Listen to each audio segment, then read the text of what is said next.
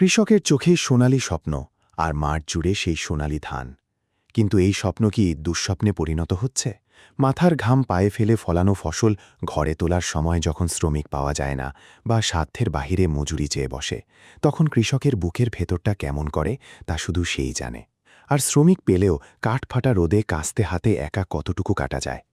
আর নয় দুশ্চিন্তা, কৃষিবাজার এনেছে আধুনিক যুগের আধুনিক সমাধান। আমাদের শক্তিশালী ইঞ্জিন চালিত ধান কাটার মেশিন, যাকে অনেকে বলে থাকে ব্রাশ কাটার মেশিন।